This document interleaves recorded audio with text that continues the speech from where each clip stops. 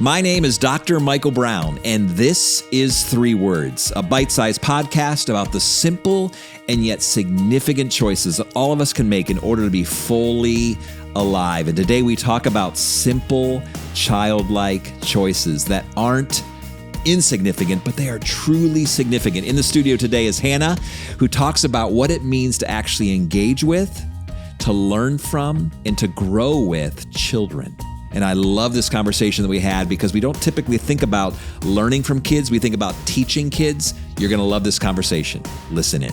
Well, Hannah Lundquist, it is so fun to have you in the studio today to talk about a really important topic. But because this is your first time on 3 Words podcast, I'm honored. Our viewers and listeners have no idea who you are. That's right. So in light of that, can you share a little bit about yourself? Yes. I'm like, this might actually be the hardest question we talk about today. So you don't think about yourself often. But my name is Hannah. I am a stay-at-home mom to 2 kids. I'm married to my high school sweetheart, Weston. I spend a lot of my time serving with Soma City Church. I'm on the kids team, women's team, teaching team. So I've lived in Toledo, Ohio for about 8 years and have just loved building a life here. So, and we've obviously gotten to know you through our involvement with Soma City Church and obviously seeing you on the stage as well, teaching from time to time. But what you are most known for, I think, in the church is just your love for kids, which I think really ties into our conversation for today, which are these 3 words. Yes, our words today are learn from children. Well, I have learned a lot from my 9 children over the years. 9, wow. Yeah. Did you not know that? I think I knew it was a lot. It's a I didn't lot, know 9. yeah. So 4 biological children, 5 adopted children, Awesome. And it's been absolutely delightful and challenging at times, as you know, obviously being the mother of 2. And Yes. But I'm just curious, this is a really interesting topic. We've never, in all of our hundreds of episodes, talked specifically about children. Oh, wow. And then to learn from children. Talk to us about that. Why is this so important to you? Yeah, I love learn from children because it flips our normal script. Parents, society, we're always thinking about what should we teach kids, which is important. That's our job. But to me, when I look at kids, I see that they offer us a vision of what it looks like to be fully alive. And to me, I'm like, that just feels like an untapped resource that we have. To really learn about ourselves and to, become fully alive and have a zest for life. You know, Hannah, I feel like some people who know DMB coaching and 3 Words podcast are like, Michael Brown fed her that line. I've heard it, but I think kids are the poster for that. And I love how you're framing this because I say it all the time that, everyone I meet on the planet is living, but very few are alive. Yeah. And I feel like we just coast through life. We just do the bare minimum. We just get to the next thing, live for the weekends or all the different things that we think about in regards to just living versus being alive. But you're right. Kids are so full of life. Yeah. Why is that? What's going on there? Yeah. Well, what's interesting is I've spent a lot of my time, I'm not coming to this conversation as an expert on kids, of just an observer. I spent my first 9 years out of college working in kids spaces and schools and ministry, and it was exhausting, but my days were so rich. When I think about what my days were spent, I'm like, there were in one room, there's puzzles being built. There's a pretend store happening. There's art being created. There's kids conquering new milestones on the monkey bars. There's conflict happening. There's new friendships building. There's working through big emotions. And it was just exploding. And exhausting. Life. And exhausting. It's both. But that is what life is. Well, when you're fully engaging. And I love that you acknowledge that because obviously we want to be around kids. We can learn from kids, but it's hard. It is. It's tiring. Everything you just described in that brief little description, it's that sounds like a lot. Right. Yeah, but you love it. I do. I love it. And I think it became the exhausting element and loving it. I think those got even more pronounced once I became a stay-at-home mom. And that was my whole life. And what was so interesting is what I realized is I had a moment of realization where I was like, okay, my kids and I are sharing the same environment, the same schedule, eating the same foods. We are within each other's 3 feet of each other the entire day. But here I am, listless, lethargic, and they are just giddy. And I was like, what is that? What is the difference? Our days are practically identical, and yet we're approaching them in such different ways. And I feel like that caused me to more dissect what those differences are. And so I feel like what I found are two things. The difference in posture and the difference in practices or their play. So I can go into those a little bit. Talk to me. I'm all ears. Again, I'm all ears. Not an expert. This is just observations. You are an expert. Yes, you are. Expert through experience. But posture of they just wake up with anticipation. My kids wake up at 5 a.m. and they are just ready to go.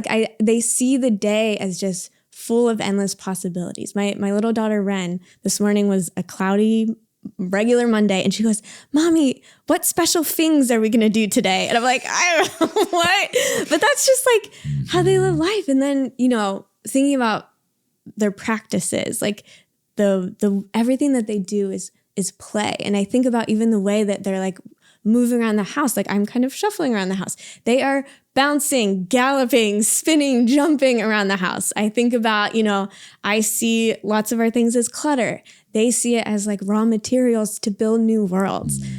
I see our ant problem. They see a bunch of pets in our house. They literally name them as rogue creatures in our house. Or, I even think about time spent outside. Sometimes I'll put in a podcast or whatever, and they are collecting rocks. They're looking at birds. They're rolling around, in the dirt. And I just think a lot of it is I spend so much time in my head, and I think they operate in their senses. And I've heard some studies about how a way to gain happiness is through our senses. And I just think, I've just been dissecting and observing a lot of different things that have started to make me think that no, my role is different. Obviously, I'm the one making snacks. They're the ones eating them. They're the ones making messes. I'm the ones cleaning them. You know what I mean? And I have an adult brain, but there's still got to be things that I can learn from them to start to choose to help myself feel more fully alive. I'm going to pause right now in my conversation with Hannah to invite you to share this episode with someone who maybe takes life a little too seriously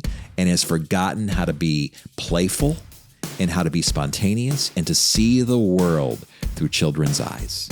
Now back to the conversation. And I'm guessing it's not even things that you learn. It's because we kind of know it, but it's being reminded. Yes, that's a really good point. It's being reminded of what it could be and once was.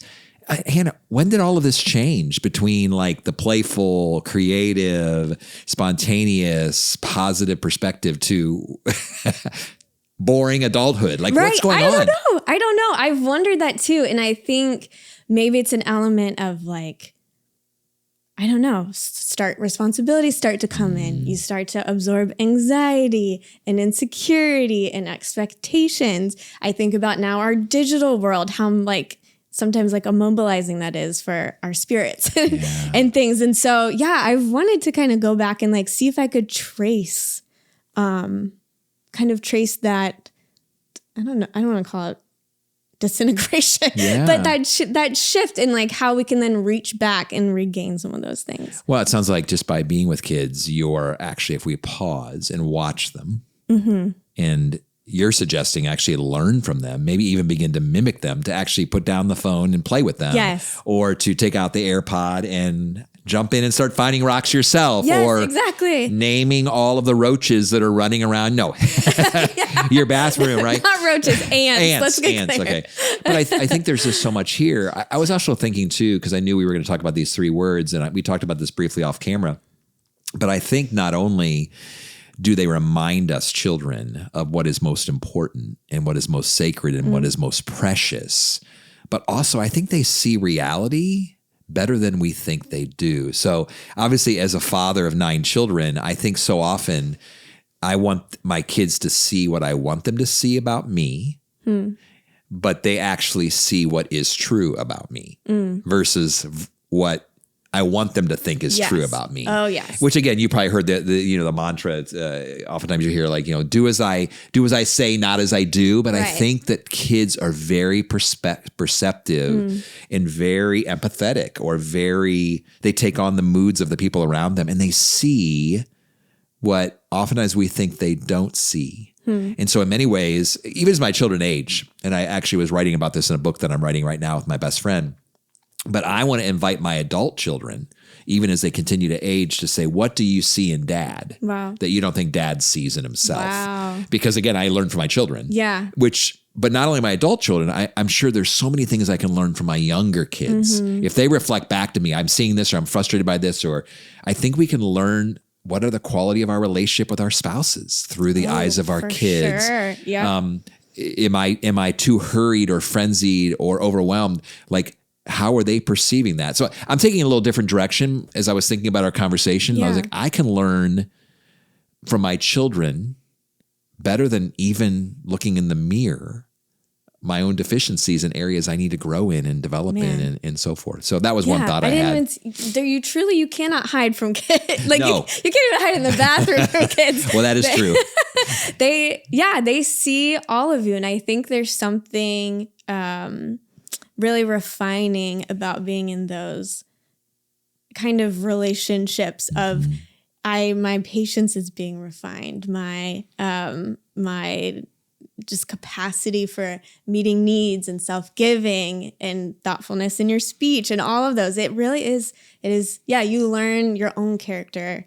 I think it gets refined even beyond making conscious choices. So is it possible? I'm just curious. We talk about the innocence of children, but my guess is also maybe their character and the qualities about them are more noble. And then they become a little bit more tarnished as we kind of go through the struggles and the storms of life. Perhaps. Because you mentioned, obviously, empathy and compassion. I mean, obviously, children are incredibly inclusive versus exclusive. Right. If they're exclusive, they probably have learned that from adults. Right. Yeah. They tend to be open-minded. They tend to be creative. They tend to obviously be more curious. They don't think they have the answers to all of everything. Oh, no. As we tend to think as we get older, here I am now, 40 years old, and I have the corner on truth, right? But yeah, there's a lot there. So you're encouraging us to learn from children. That is the 3 words. Give us some kind of like final tips, practices. If you're listening to this episode or you're viewing this episode on one of our podcasting channels and you're thinking, okay, I want to step into this. I like this. And maybe you have children. Maybe you're just have the opportunity to be around other kids. We all do in some way, shape, or form. How can we actually step into this as a challenge from you to us on learning from children? Yeah. So I thought of going back to what I kind of observed and dissected for my own kids is, again, 2 things: a posture we can choose and practices we can choose. So as far as posture, I think if we can wake up again with that anticipation of what will I learn today? What will make me laugh today? Who will I connect with today? And I think also start paying attention to your senses, seeking out things that are like, oh, I like that taste or that smell. I like those colors that are pretty. That just in a way, I think you're just drawing more life from what's around you. So I think, again, posture. And then I have actually 15 practices. Oh, I can't wait. If I can rattle them off. You go. Okay, these are so random. You go. Hopefully one of these will connect with somebody. So these are, I think as adults, we often reserve play for special social occasions, but I think there's value in play becoming a rhythm. So these are kind of 15 random ways that you can put play in a rhythm. So play a sport, pickleball, rock climbing, roller skating, play music, have dance parties in your home, learn a new instrument, play it loud. I love when I see adults singing loud in the car. It's not embarrassing. It's like awesome. Learn a new skill. I think to your point of like continuing to learn new things, pick up a kid's nonfiction book. They are very inviting. They're not intimidating. You're going to learn a ton about octopuses and airplanes or things like that. Splash in puddles, start a collection, fly kites, find things to celebrate, find more things to celebrate in life. Make brave choices. Kids are being brave all the time. It's hard for me to think the last time I did something brave, that truly required bravery. Make a new friend, build Legos, laugh at potty humor. I think that stuff is funny. We need to lighten up. Hang a bird feeder out your window. 2 more. Swing and slide and catch bugs. Those are my I love 15. that. If you could implement even one of those as a rhythm, I think you'll start to Well, I love how you're challenging us. It's not just like learn from children, but actually mimic children. Yeah. And begin to follow their example and to begin to kind of maybe join them in some of these things, particularly if you have children. Teresa and I are in this really fun stage now. Our children are adults. We only have 2 teenagers still living in the house, but now we're in the grandchildren phase. So we're learning from our grandchildren. Yeah. And I'm being reminded it's okay to be messy.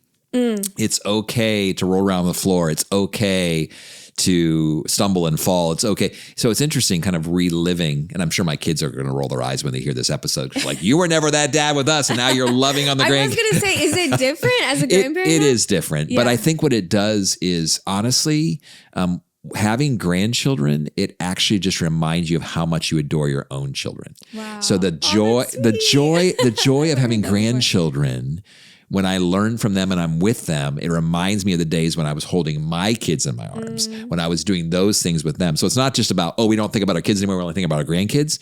But I'm learning from my grandchildren, not only the things you mentioned, but to appreciate my children, even as they've aged in the time that we spent together. Well, I love the fact that you have come in with all of your, now you don't say this, but I'm going to say it, your expertise, as well as your experiences and clearly your love for children and for life. So thanks for being on the podcast episode today, Hannah. Thank you so much. This is super fun. Thanks so much for joining us on today's episode of 3 Words Podcast. We love being on this journey with you. Would you continue to journey with us by going to dmbcoaching.com/subscribe?